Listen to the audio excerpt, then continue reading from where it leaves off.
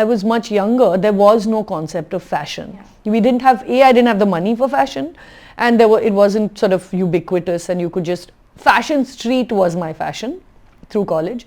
And then, you know, you'd go to whatever, Muzaffar Tailor to get your kurtas stitched, or, you know, things that you wanted nice, like buy material wherever you go.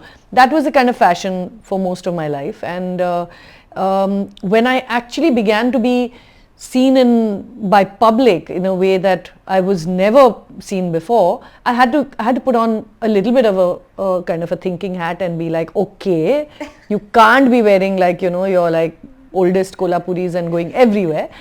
So that's when I kind of started thinking about it. But it's very easy to get pulled into the designer label trap, because you know, because designers make amazing clothes, and just by wearing you know, it could be a Chanel suit or something, you're safe. You'll be safe. You'll never go wrong if you wear like a good designer.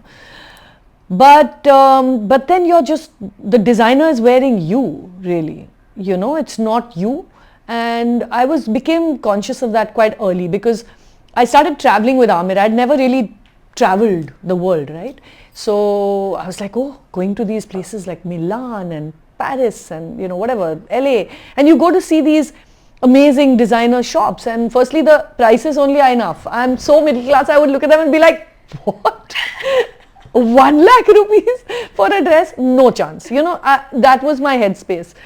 So I would buy like 1 or 2 things that I really liked, and then I would find a way to wear it in a way that, you know, it was in some way was a bit quirky, like I am.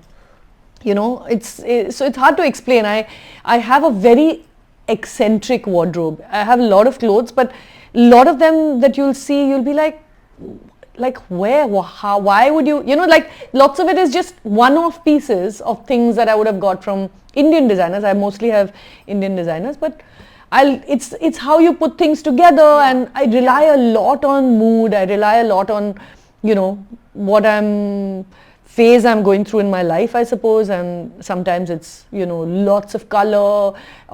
I try. Like your hair right now, blue. Yeah, I've gone through pink, which did not work. And now I'm at blue. But no, you kind of like, you know, I experiment a lot with silhouettes, because I enjoy trying different kinds of cuts, and it's not like one thing that I feel like always wearing, you know, and being very chic or being certain. I've never had this idea of wearing. I like to try things on for myself, and if I'm excited about it, I mean, I'm sure I go wrong, but like if I'm happy with it, cool with it, you know, I kind of step out. It's a bit mood driven, and it's an eccentric way of dressing.